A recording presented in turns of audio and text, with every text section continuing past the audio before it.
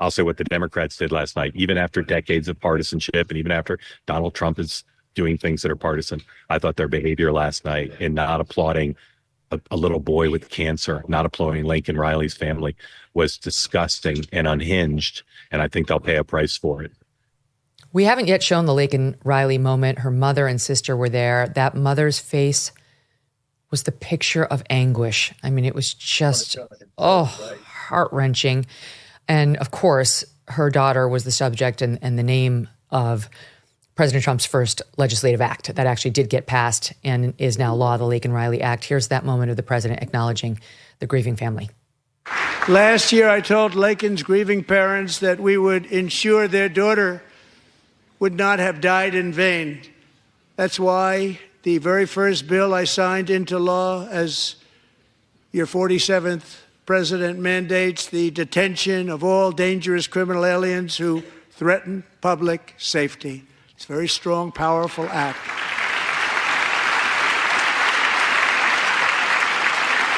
Mother and daughter on their feet, clapping. The Democrats all seated again.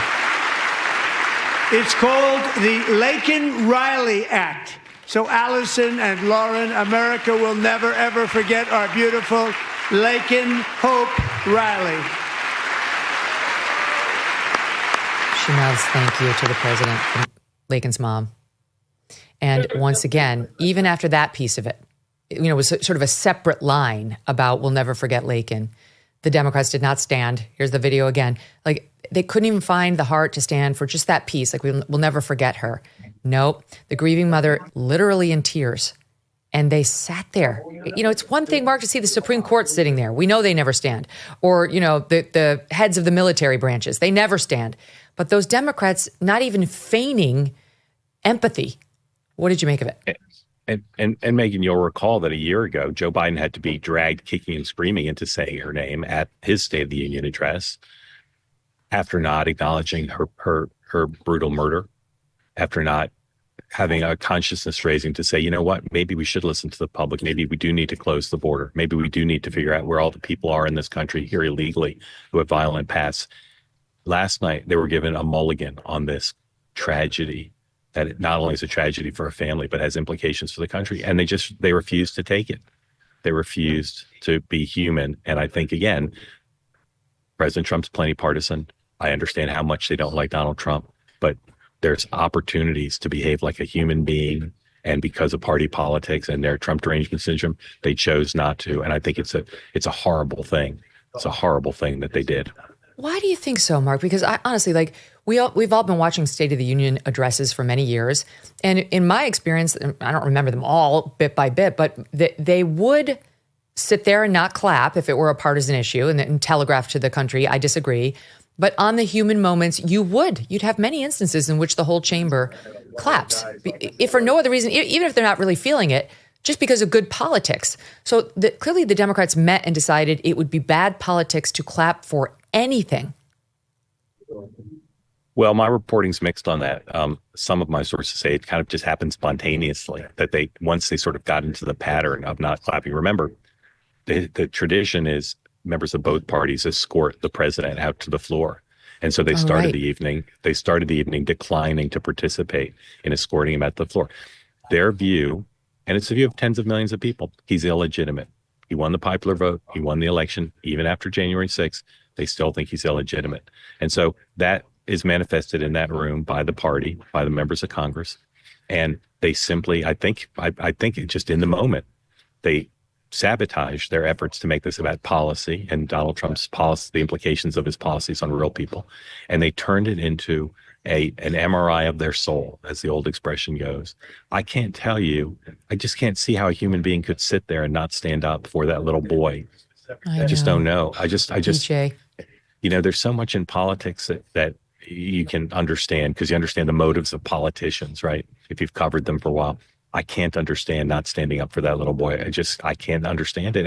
And I think it was reflective of how much they're still on their back feet. They still don't understand the country and Donald Trump's appeal to enough people to get him elected and to put him in a very powerful position. Because as I said, he's talking about popular issues. They want to say he's talking about MAGA issues. He is some, but mostly he's talking about popular issues on which many of the members of Congress of the Democratic Party are on the wrong side. It's amazing because one of their failures last night was to telegraph, like, what is it about Trump that you find so objectionable? You know, when he won in 2016, people kind of knew. You know, he had said things that had been bandied about in the media quite often. You know, the opening speech about Mexico not sending their best, their rapists and so on, which had been bastardized by the press. But whatever, there was a narrative, a very clear narrative around Trump. Now it's just so amorphous. The last thing we heard was he's Hitler. And then the country rejected that and elected him.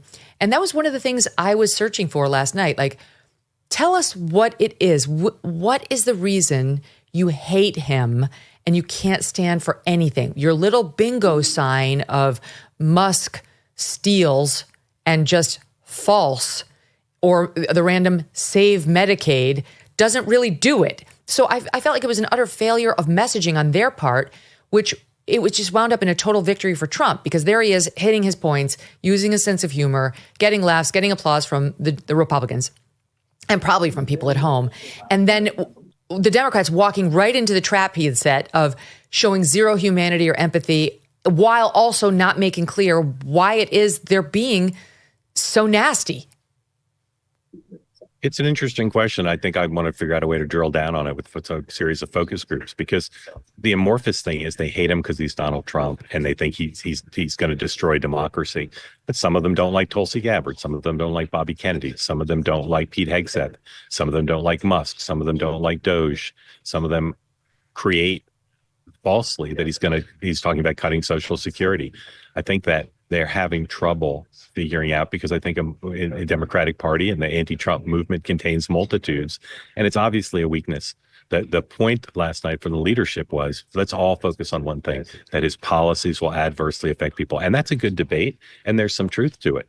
If the country really wants to have significant savings from Doge, there are going to have to be things given up. Research on medical innovations going to have to be given up. Access to national parks is going to have to be given up. Not entirely, but to some extent. That's the debate they said they wanted to have, and instead they did stuff that you can't ignore. Now, I will say, if a Democratic president, if Kamala Harris had introduced a little boy with cancer who had outlived his diagnosis and loved law enforcement, and the Republicans had sat silently, not applauding, not standing, it would have brought the media to a standstill. And that is the part of their problem, is they are enabled in their negative attitude, in their lack of strategic vision to how to confront him. And there's plenty to confront, because the press does not call them on it. You don't go out and buy a life jacket when the boat is sinking, and you don't buy gold when the economy has already collapsed. Clearly others are heeding this advice, as gold hit all-time highs already this year. It's not too late for you, too. And you could have Birch Gold help you diversify into physical gold. Birch Gold specializes in helping you convert an existing IRA or 401k in whole or in part into a tax-sheltered IRA in physical gold, and for no money out of pocket. One recent 5-star review said Birch Gold was, quote, knowledgeable, helpful, non-pressure. Get your free info kit on gold by texting the letters MK to the number 989898. There is no obligation, just useful information. With an A+ rating from the Better Business Bureau and countless 5-star reviews, text MK to 989898 and let the experts at Birch Gold help you secure your future today with gold. Thanks so much for watching. If you like what you just saw, hit the subscribe button for more clips and full episodes.